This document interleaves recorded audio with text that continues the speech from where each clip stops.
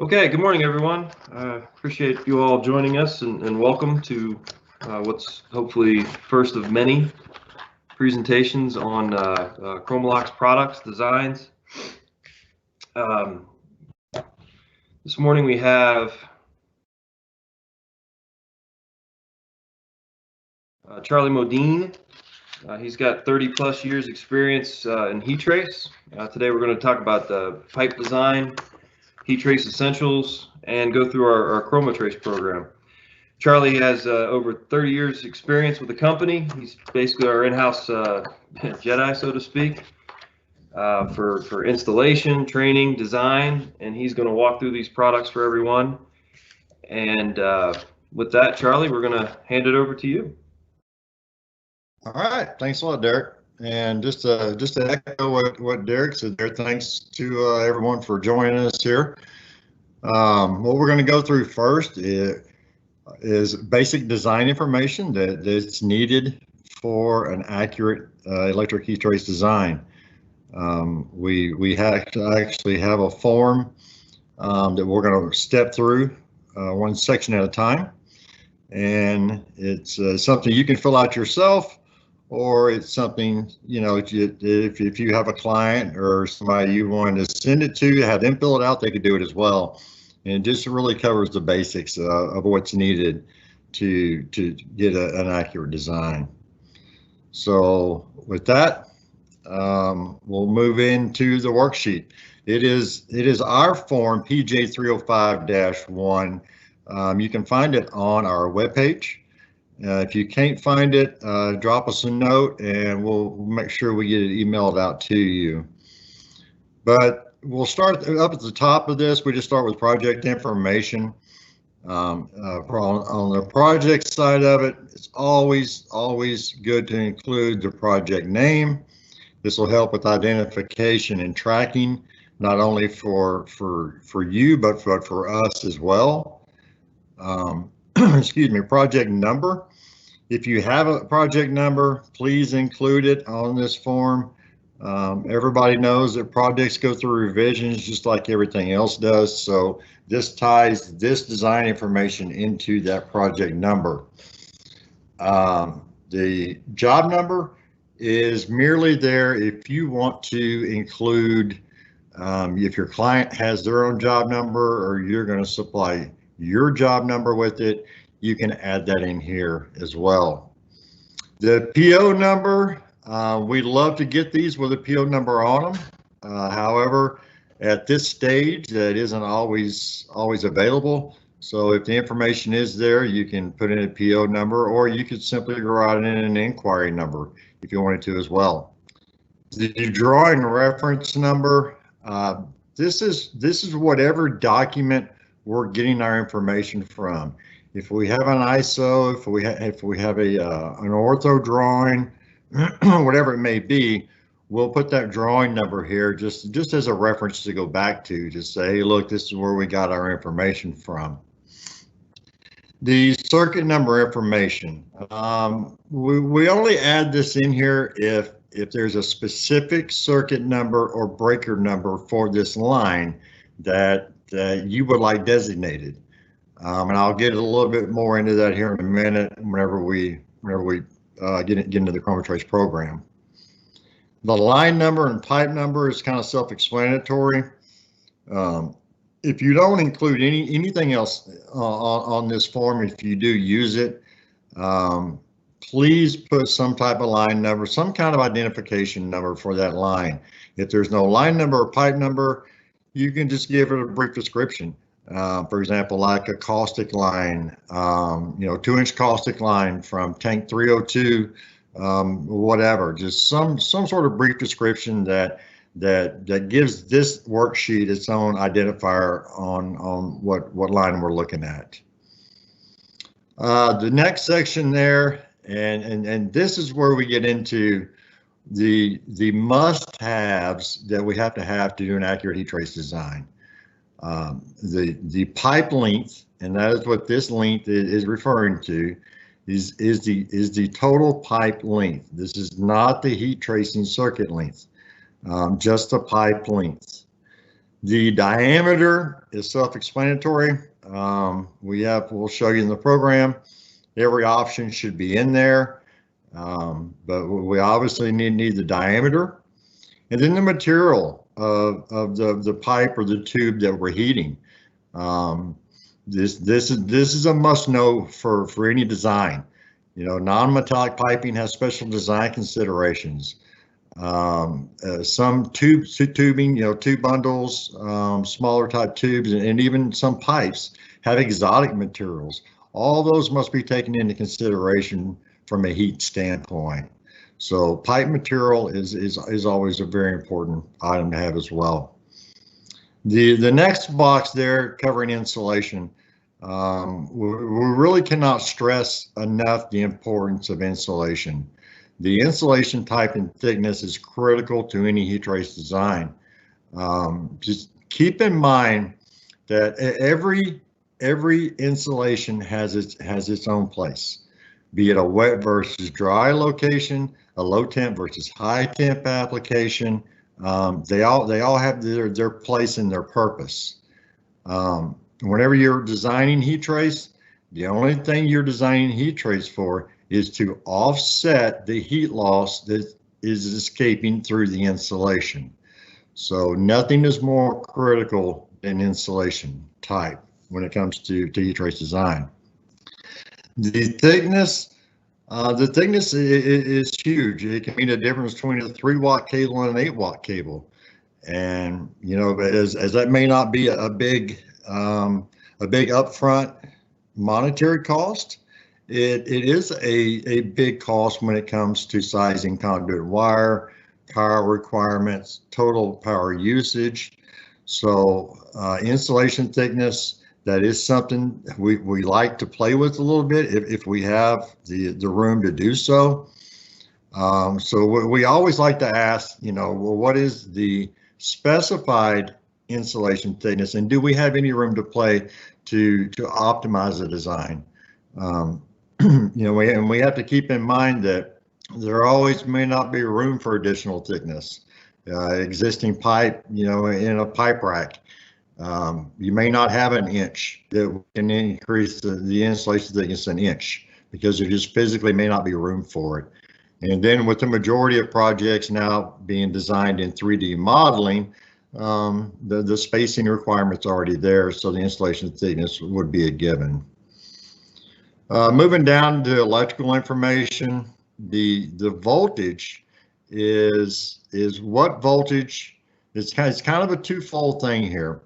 What is your preferred voltage, and as well as what is an available voltage? Is there anything else available? If we have 120, you know, it's easy to assume we might have 208 or 240. If it's 480 volt system, then we might have 277. These all make a huge impact on an electric heat trace circuit for circuit length purposes, but as well as for power wire. You know, you increase your voltage, you decrease your amperage, you can use a smaller power feeder going out to your heat trace circuit. If we're talking about multiple heat trace circuits and maybe combining those into a heat trace panel, this is also a good place to put that feeder supply voltage as well. So if we're going to design a panel with the system, we'll know what the feeder voltage is that you have available. Breaker size, this is there really for one reason. If we only have one size breaker available, let's say it's in an existing lighting panel, and we only have, you know, a 15 amp breaker available or just a 20 amp breaker, then we'll design a heat trace circuit around that, and that affects your total circuit. So that's why breaker size is there. If you go back kind of industry standard for heat trace circuit breakers, it's always pretty much been 30 amps. And where that originated from was when you can only get an EPD breaker up to 30 amps in the past. Well, with our new controls, this has been increased. We increased it up to 50 amps. So we do our ground fault monitoring control within our panel, and we can supply up to a 50 amp circuit through those controls. The breaker type, keep in mind National Electric Code does require ground fault protection on all heating circuits. There are a few exceptions, and they're very few. But as a rule of thumb, yes, you must have ground fault. That's the whole reason for the braid on the outer jacket of the heating cable, is so that you have a ground path if you do have a ground fault. And also keep in mind there's a big difference between a GFCI and a GFI and an EPD breaker. That's why we ask, and it's a good question to ask, is what is the actual breaker type? Control type. This is pretty simple. Are we going to ambient sense it? Are we going to line sense it? Are we going to use a simple thermostat? Or are we going to use a microprocessor-based electronic controller? Keep in mind when you are designing a self-regulating circuit, that just because the heat trace is self-regulating and its output will vary, it never turns itself on and off. So we do recommend the use of control on all electric heat trace circuits. On the equipment information there, all inline components need to be accounted for. These are all heat sinks that require additional cable. And the best example I can give here is a lot of times we'll have somebody ask for, excuse me, 100 feet of cable, and they're tracing 100 feet of pipe. And if they've installed the heating cable correctly, and they've traced inline valves, maybe a pump, maybe a couple of instruments, a drain, a vent, something like that, they're going to be short. So that's where you need to calculate your additional cable allowances for your heat sinks. And I'll show you in the program, everything we're doing and showing you in this worksheet will translate into the Chromatrace program. All right, so temperature information, maintenance temperature, that's a must for obvious reasons. Are we doing a simple freeze protection design, maintaining 40 degrees, maybe 50 degrees in a colder climate, or are we doing a process temperature? You know, is it truly caustic where we need to be up 70, 80, 90, somewhere in there? Or, you know, is it asphalt? Do we need to maintain 300 degrees? So the maintenance temperature is what it is. There's not much variance there, and we should know that right up front. The minimum ambient temperature is nothing more than the minimum ambient for where the heat trace will be installed.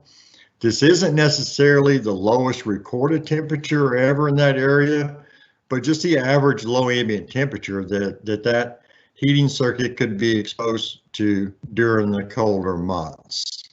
Minimum startup temperature, this should always match your minimum ambient temperature. The only reason it's an option is if a heating circuit and a heating system is working properly and you have your control set at 40 degrees, then ideally your heat trace should come on at 40 degrees. Well, the problem is if you lose power and you go out there on a 20-degree day to try and start up that heat trace circuit, you're probably going to end up tripping a breaker due to the inrush current associated with it. So I always encourage people to design your minimum startup temperature, make that the same as your minimum ambient temperature. Your max exposure temperature, this is probably, like I say here, one of the most unasked questions there is. We've received, I don't know how many hundreds of feet of cable back into the lab that has actually melted on a pipe, just because, you know, an overexposure situation. So even if you have a max operating temperature of a pipe that may be 150 degrees, there could be a steam out process in place. And the maximum we can go with a self-regulating cable, keep in mind it's a plastic cable, is 420 degrees Fahrenheit. So anything above that, plastic's going to melt. So your max exposure temperature is your absolute worst case, what that cable could be exposed to while taped on the pipe itself. The area information, this is critical, that we know the area classification. It affects your component selection, your design parameters. It affects everything within your design. So know your area classification, and I'll show you in the program. We've got several different options there that we can play with, but always know your area classification. Indoor, outdoor, it's not critical, but it's nice to know. You should probably already know if somebody came and said, look, my minimum ambient is 70 degrees, well, you're probably going to assume that that's indoors, but we need to ask the question. So that's the only reason the indoor outdoor is there. Maximum wind speed, excuse me, standard is 20, or I'll use 20, maybe 25 as a standard. Max wind speed doesn't affect heat loss that much unless you get in extremely high wind conditions in very, very cold climates. So if you do have that application, then let's get the right wind temperature and wind speed in there so we have an accurate design. Corrosives present and corrosives type. This is very important when we select our heating cable. We offer two different types of outer jackets on our heating cable. We offer just a polyolefin jacket, which is our CR series. And that is for mild solutions and also for physical protection. If you get into more heavier corrosives, then we'll go with our fluoropolymer outer jacket, which is our CT option. So it's always nice to know, and almost a must to know if there's any corrosives present and what are those corrosives, so we can determine the proper jacket that goes on the heating cable. Safety factor, standards 20%. If you're dealing with unknowns, if you have if you have some information but you don't have all the information that you think you need, when you're talking about insulation type and thickness, maybe voltage, maybe the maintenance temperature, they say, it's between 70 and 100 degrees, somewhere in there. If there's some unknowns, you can always bump this safety factor up just to be on the safe side. So that's the basic information that's needed for an accurate heat trace design. So with that, we're going to take that information, we're going to roll into our Chromatrace program, and get it open here. And we will go through a line. So, well, I'm sorry, we need to back up, don't we, D? I'm sorry. Let's go back to where, sorry about that, D. I jumped the gun on us. No, that's okay. You want to tell them where to find it here? Yep, there you go. So our Chromatrace program is on our website, just chromalox.com. And you'll just go to our homepage, and then you'll go to resources and support. And right down here in the middle, you'll see software. Click on the software button, and it's the top software program, which is the Chromatrace 4.0.29. The next, once you hit that selection, you'll confirm you want to download it, and once you hit the download button, you're going to be asked to register. So whenever you register, it's your basic information, your email, phone number, It's going to ask you your annual use. It's going to ask you all that. But what is really, really important is that you do register the software, because what that does is we're constantly updating the software and we're adding new things. If there's ever a bug found, we may go back and fix it and release a new version. Whenever you open your existing program, you're going to get an alert that says there is a new version available. Or you might get an email that says, hey, new version of Chromatrace is out. Please download here. So please take the time to register when you do download the software. And that's the contact information that we were just talking about there. So after you have it all downloaded, there's a lot you can do with this. We've got some live demos online. Other than the training today, we have live information you can look at. We've got tutorials, which I'll show you where those are here in a second. But there's a lot of information there for you to go and grab and work at your own pace if you like. So with that, we'll jump over to the actual program. And whenever you start Chromatrace, what you'll do to start a new project is just come over to New, and we can select whatever we want. We'll just call this Teams Training 1. And what you'll get is you'll get a default line number. So it always starts out with a default line number. So if you click on that line, it's going to open our main screen. And at the top, we have 4 tabs, and we're going to work through each one of these real quick. But the first one, the common tab, you've got your line number. If you don't know what it is, like I said, we'll just call it 2-inch caustic line.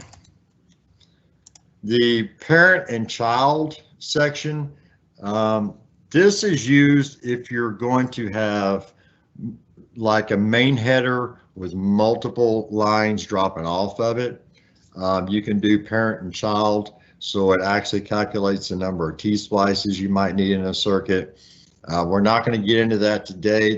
We are going to do another training, which is I guess kind of 2.0, where we do a more advanced training with more features that are in the program. But today we're going to just try and keep it simple and basic. On the right hand side, we have our temperatures, and all this is what we just talked about on that design sheet. So we'll just click on and change our maintain temperature. We'll set that at 70. Our minimum ambient, we'll just say that's 0. And you'll notice whenever you change your minimum ambient, it's automatically going to change your startup. And that's the same as the minimum startup ambient that was on that sheet. So you always want to make sure these two numbers match. Safety factor, we'll bump that up to 20%. Your maximum ambient defaults to 110 degrees. That is what that is for is in a runaway condition. If your control failed, it's going to look at the maximum ambient, and it's going to calculate a sheath temperature, which you can see down here at the bottom. Here's an uncontrolled temperature. That is at a 110 degree day if your system just ran away. And the only thing present was 100% voltage. So I usually leave it at 110 degrees. If it's lower than that, feel free to change it. But 110 is pretty much a standard. Maximum exposure, it's just like we just talked about. We want to put that in there every time. We want to know what the max exposure is of that line. And as you can see, with our heating cables, they're rated basically by the exposure temperature that they will be able to withstand. Right now, If you look down here at the bottom under this results tab, this is always running. You know, it's live. It's you don't have to take and input all your information and then hit a design button so that it gives you a design. This thing is always running in the background. So right now, with the information we've inputted, it's given us a SRL cable, which has a maximum exposure temperature of 185 degrees. If we bump this up to 300 degrees, it's going to change our cable type to SRM, which is good to 420 degrees. So we'll take that back down to about 150 just for what we're doing. But that's why your max exposure is there. Max operating temperature. This is if you have a max design temp or max operating temp, and you want to try and keep this heating circuit from overheating, you can plug in that max operating. The max allowable would be the maximum, absolute max allowable that pipe can see. So those two I usually leave as the default because there's not a whole lot of times where we're dealing with that critical of a process that we need to worry about these two parameters here. Back over down in the middle now on the heater side of it, the electrical, you can plug in whatever voltage you want to plug in up to 277 volt with our self-regulating cables. So you could just plug in 208, or for this instance, we'll plug in 240. Your main breaker size, that's exactly our max breaker size. It's exactly what we talked about a while ago. If you only had a 20 amp breaker, then we would select a 20 amp breaker if that's all you had available. Phase to neutral, phase to phase. I haven't really figured out a lot of difference in these two. Whenever the program was developed, we were going to add on our panel selections where it lays out a complete panel for you as well. And that's where I can see this coming into play. But knowing it's 240, we can say phase to phase. If we took it back to 208, we know that would be phase to neutral. So this is not going to make a difference in your overall heat trace design.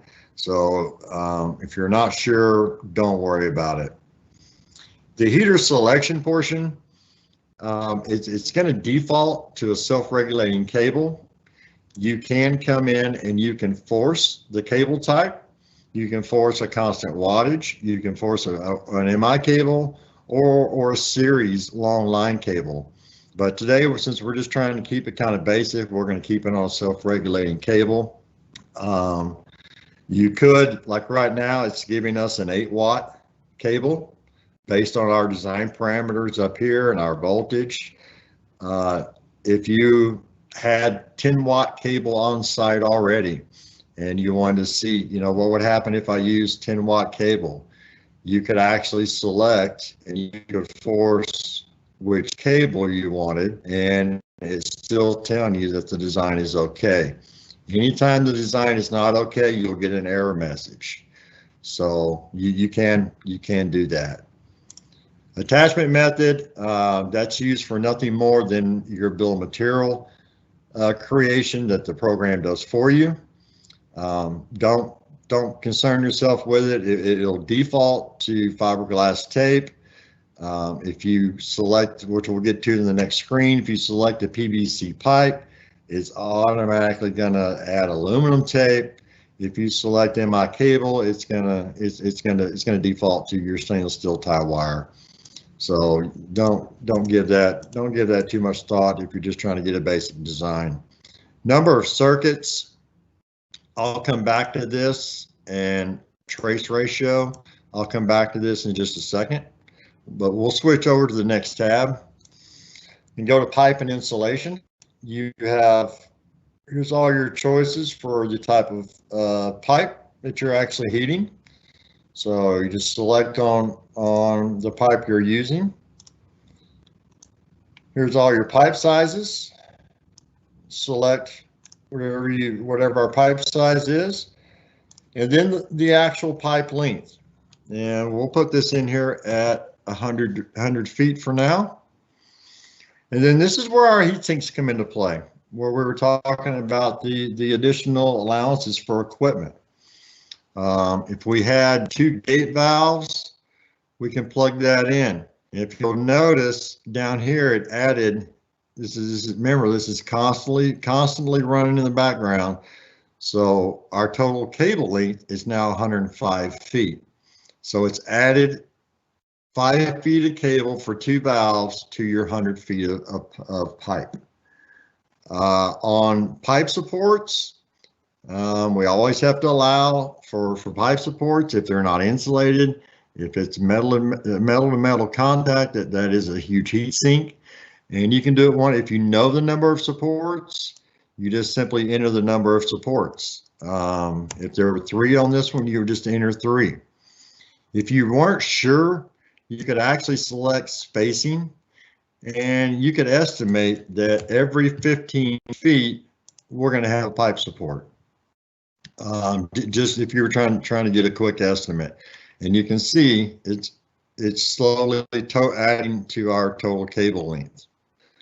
Additional cable, you can do one of 2 things. I've seen a lot of people that will take, if they don't know their heat sink, they don't know how many valves yet, they don't know how many supports yet, how many flanges, they'll say, look, for now, let's just add 20% cable to allow for the additional heat sinks and additional equipment. So you can add that percentage in here, or you can add it in as an amount. I always add at least about 6 feet, sometimes 6 to 10 feet. And that's not because I'm trying to sell more cable by any means. That is so for terminations on your power and your end termination, you're going to have some scrap. And it's usually 2 to 3 feet at each end. If you have a splice kit, you're going to lose, about 5 feet of cable. By the time you pull it up through the box and get everything stripped and trimmed back, you're going to have some waste. So now this will play into your overall design criteria, but the one important factor is it does go into your bill of materials, so that it is accounted for. So I always add about 6 feet there. So that's our pipe and insulation screen. Go to the 3rd tab, which is environment. We have different approval regions that you can select. The USA, obviously, we're a lot FMUL, Canada, CSA, CUL, Europe, ATEX, and then we also have IECX, for more of a lot of global approvals that you have now. So if you selected US and we had a hazardous area, it's going to show us the different areas. If we selected Europe, it's going to give us zones. So that's just whatever region you're in, you can select it. So with the hazardous areas, we'll leave it like it is right now here. We'll call it Class 1 Div 2 or D. This can be changed. If it's a Class C or a Class B for that matter, you can switch and add it in there. Under design options, you do have the option of entering a T rating. If you don't know the T rating and you just have an auto ignition temperature, you can enter that information in here, and that's going to prevent you from designing a heating cable that is going to have a sheath temperature that's going to exceed the auto ignition temperature. So if you don't know your T rating, but you have a auto ignition temperature rating, you can insert it here. Sheath temperature calculation, we always leave this at a stabilized design. I'm not even sure why we have a control limit design. I've never really used it that much. The stabilized design is always a little bit more accurate for me. So I keep it at a stabilized design. Up in the right, you've got the location, indoor and outdoor, like we talked about earlier. And all that's going to do is drop your wind speed. So we'll leave it at outdoors. Leave our wind speed at 20. And then this is where we were talking about the corrosive environment. Right now we're showing, if you look at our cable model that's selected, we're showing a CT model cable.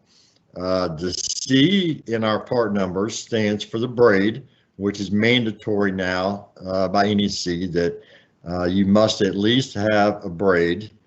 And then the T is for our fluoropolymer, for our corrosive environment outer jacket. If we change this to a mild, like water or weak acid base, something like that, it's going to change our cable model to a CR, which is our thermoplastic jacket. So that's where our chemical exposure comes in, and it will select the type of jacket required. So for designing caustic here, I'm going to keep it at strong. Miscellaneous information. This is for you to fill out however you like. Change code, you can put whatever you want in here. A drawing number like we talked about on the previous sheet. I like to use the area name as actual, if we had multiple circuits and we want to group them into panels, I like to use this, and I'll call this, just for instance, we'll call it heat trace panel 1.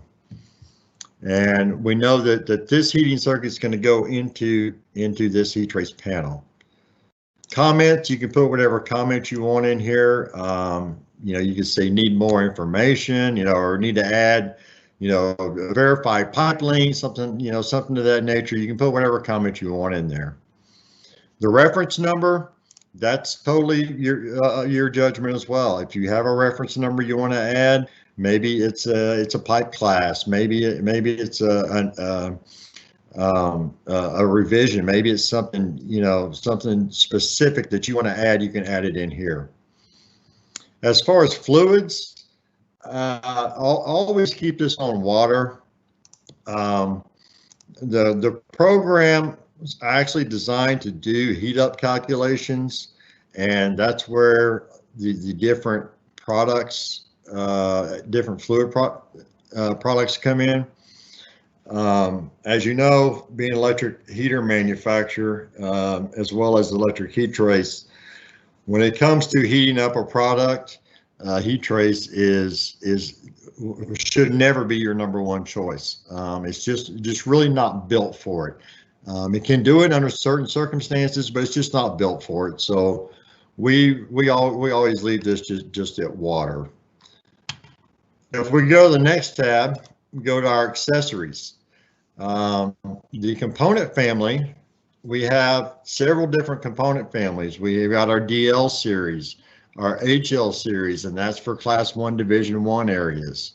Our JB series, those are components for MI cable.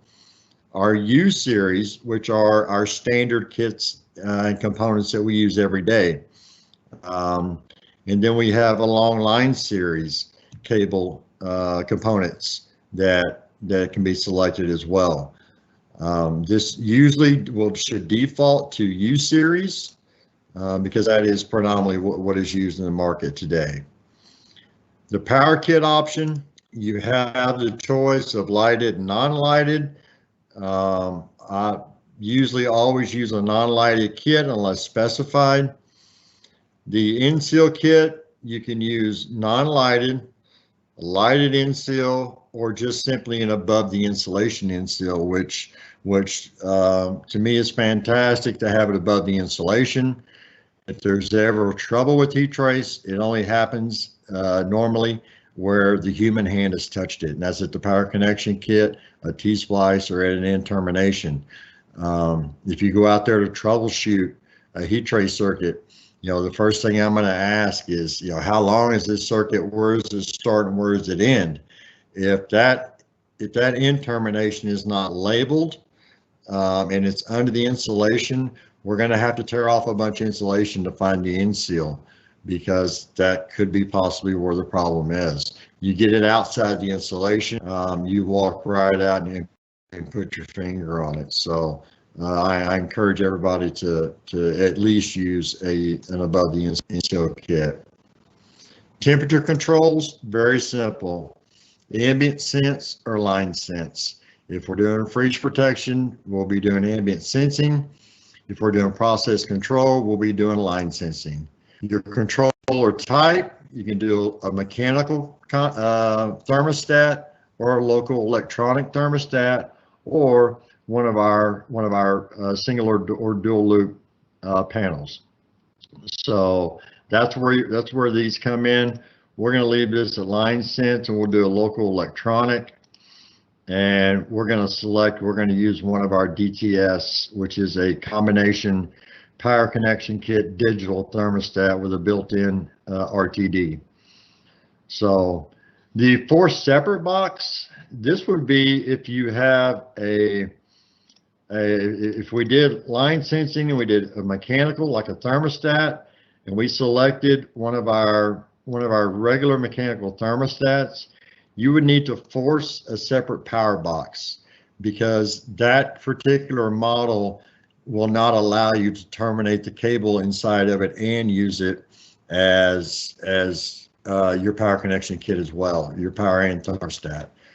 So we'll tell you what, we'll just leave it just like it is right there.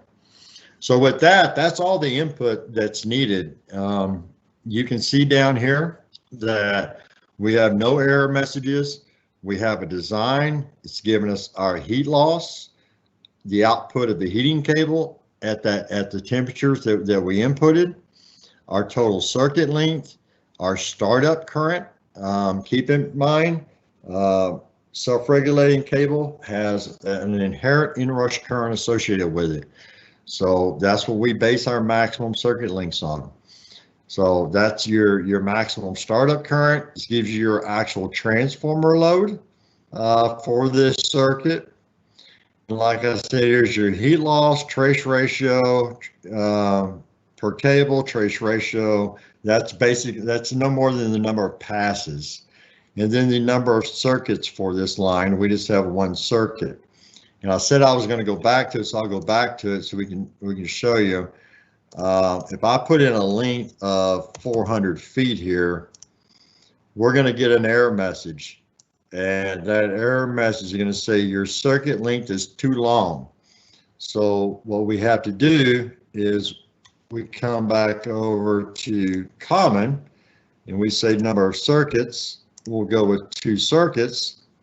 It's still too long. So we have to go to 3 circuits. So now it's telling us that you've got 3 circuits.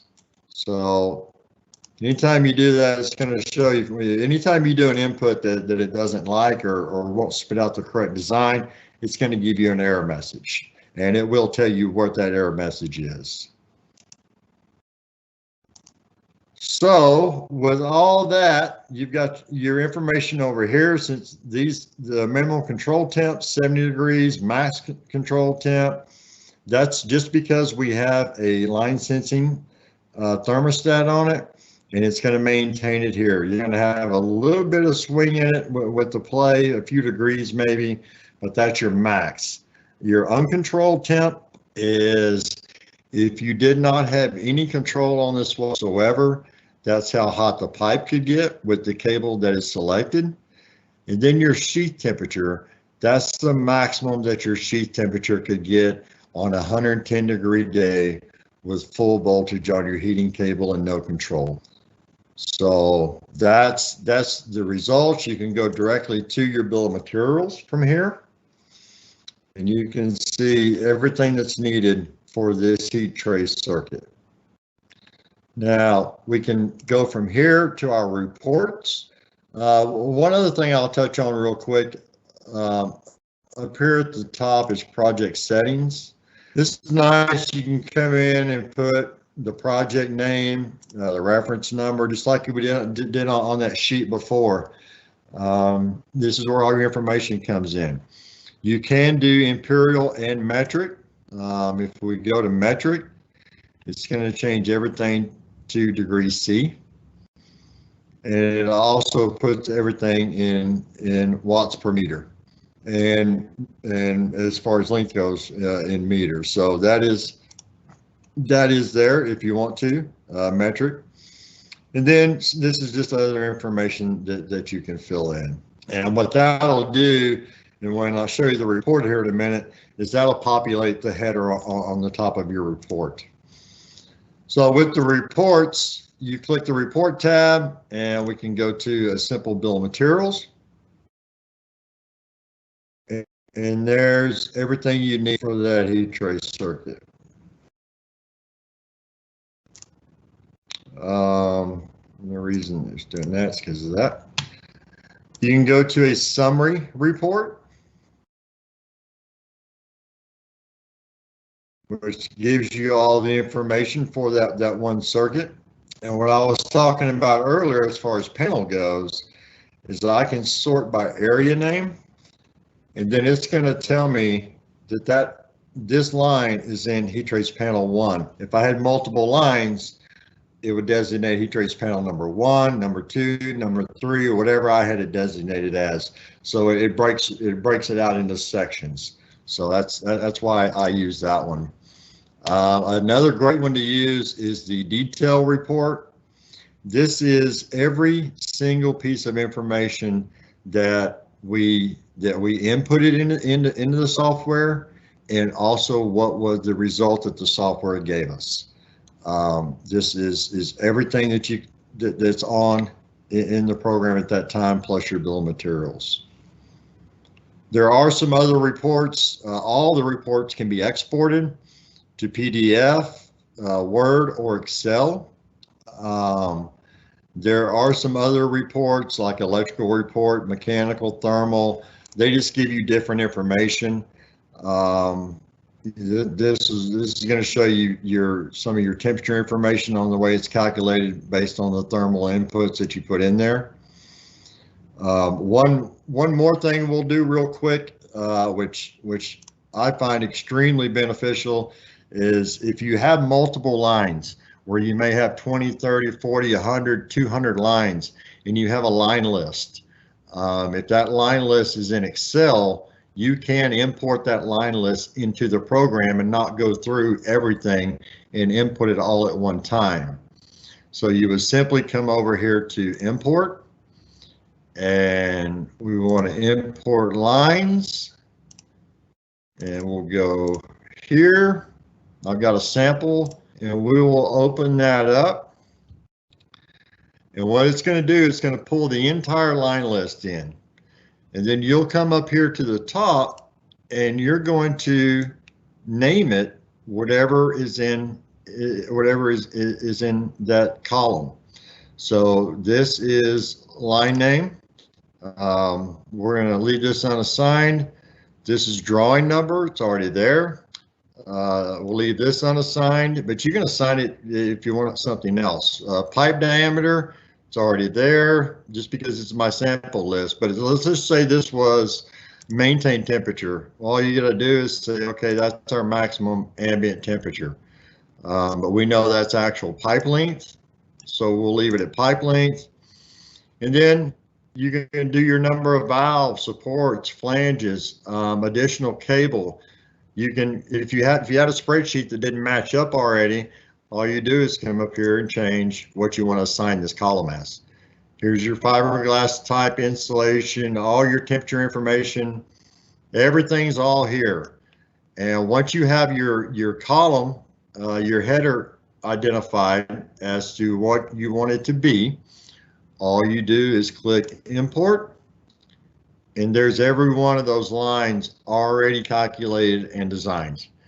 If there was a problem with one of them, it would give you an error message. It would flag it here as an error. So you would simply go click on that line and go to your messages, and see what the error message was and correct it and move on. If you have another one, move on to it. But that's importing, 50 something lines within seconds rather than going through and doing the input one at a time. So from here, now if we go to a report, there's our report. It just imported and designed every single one of those lines based off of that line list. We could go look at our bill of materials. And there's our bill of materials based on everything we just imported. And that's the basics of the program. One other thing I will show you is under the help menu. There are tutorials if you want to dig a little deeper into the program. If I skipped over something, if I went too fast on something, you want to go back at your own pace. Here's all your tutorial information here. And like we referred to earlier in the presentation, there are trainings online that you can reference and look at. All the information's here. If another really good thing about it, if you run a design and you're not really sure about it, and you want one of us to double check it, you can always email the actual Chromatrace file, because every time you create a new project, it creates a file. If you email that file to me, I can open it up, we can share screen, and we can say, hey, look, if we change this, we can get this result. Or, if you ask, why am I getting this error message? I can pull up what you actually inputted, and we can walk through it. So I believe with that is all I had. And this is, like I said, this is just kind of the basics of the program.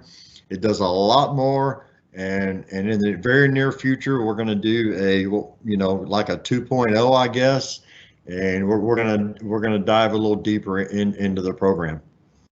But that's all I had. Thanks everybody for jumping on, and I'll throw it back over to Derek. Great, Charlie. Thank you. Thank you. Get a little feedback on your side. Okay. Now we'd like to move on to the question and answers. Had a lot of questions submitted while Charlie was presenting. So Charlie, if you're ready, we're going to walk through some of those. Probably need your input on a lot of these. Question about the worksheet that you went through at the very beginning. Yes, it's available. We'll provide it with the recording, no problem there. But it's available on the website. We'll send it out with the recording as a summary after the presentation's over. Several questions about that. Here's an interesting one for you, Charlie. Does the attachment method of the heating cable to the pipe affect the inrush? Yes, it does. If you use aluminum tape as your attachment method, it will change the input or the output of the heating cable, which will in turn affect your inrush. So if you were planning on, say, just putting heating cable on a tank and you were only going to use aluminum foil, it will affect the output of the heating cable having the aluminum tape over the top. So yes, it will affect it if you're not doing a pipe design, and that is something we can cover more of, because we didn't even touch on the tank portion of the software. But yes, the answer is it absolutely will. Okay. Yeah, maybe something we cover in a future training too, but something to definitely take into account. And then the next question, actually we had this one before, a form, you showed how to upload line lists into the program. Do we have a standard form to provide to fill out? I think we have one. Most of the time we get those from customers, but Charlie, stop me if I'm wrong, probably something we can put together pretty quickly and send out. Absolutely, no problem. We can actually follow up with that design worksheet. I already have one put together, and the one I put together is probably cheating a little bit because I actually added in for valves and all that, and on the majority of line lists that we get, you don't have that information. So we can absolutely supply you with a blank one to go in and fill in the information, because it's very time consuming to go in and input one by one. It's a lot quicker to go through and fill it out in Excel and then import the whole file. So yes, absolutely, we can supply that. Great. Well, we will put that in the summary as well. Another question was about foundation heating applications. Now, I know I just done a few recently. Is this something that the program can handle? And if not, how do we handle that as Chromalox? Yeah, this particular program does not do foundation heating. This one concentrates on industrial, which I know there's also industrial foundation heating, like for LNG tanks, those type of things. But no, this program will not design foundation heating. We actually still design those in-house with our application engineering group in Tennessee, and we take those one at a time and address them. But unfortunately, there's not a program that we have that I'm aware of that does foundation heating. Okay, good question. Next question. I know you touched on it a bit on the program, but the control limit design. Can you explain that a little bit more, or is that something that's has an effect? The control limited design. A control limited design just means that you're going to add a control, some type of control on the line itself to limit the output of the heating cable. That's all a control limited design is. It's, if you don't want, like I don't think I brought it up today, but like a corn fructose syrup line, where you don't want to exceed 150 degrees or 160 degrees Fahrenheit, whatever may scorch the actual product. You can use that control limited design and say, look, I never want this pipe, even in a runaway condition, to reach this temperature. And by doing that, by adding additional control to it, you can come up with that end result. So that is what a control limited design is basically keeping you from over designing a heat trace circuit. Excellent. Now, this next question was I never thought of, but will Chromatrace allow a user to complete heat loss calculations using composite insulation, i.e. different layers types?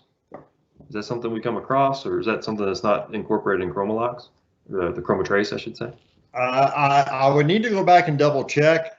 At one time, I believe you could select user selection on your insulation. And I do not see it now, but you could actually go in and insert your own K value, whichever you had from your composite. But no, it will not allow you to do a composite design where you have a multi-layer insulation. It will not do it at this time. Okay, so not at this time.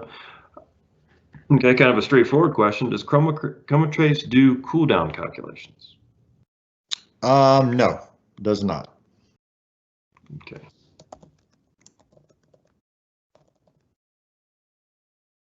And the final question that was submitted, if I have a fluid, that doesn't appear in Chromatrace, what do we do? Or does it affect? You can forward that to your outside sales rep or to me directly, and what we can do is take that fluid and look at the properties and find something comparable that we can use it for. But like I said during the presentation, whenever you're actually maintaining it, which is all we're trying to do with the program right now, is do temperature maintenance. Fluid really doesn't come into play because you're really looking at the pipe temperature. But if you do have something that's not listed, by all means reach out to us and we can look at the properties and match it up. Excellent. Okay, that was the last question submitted. I really appreciate everyone for attending, and hopefully everyone, got some good insight out of this and learned something. And Charlie, great job. Appreciate it. Like I said, this will be first of many, I hope. So I welcome anyone to continue to submit questions or thoughts or even ideas of things you'd like to see in the future. So with that, Charlie, do you have anything else for the group? Nope, that'll do it. Just want to thank everybody again for joining today. And like I said, we'll be putting together a little more technical 2.0 version, and we'll do a little design optimization on the next one, and hope everybody can make it back for that one. But thank you for joining today. Charlie, thank you. And thank you, everyone. Have a great weekend.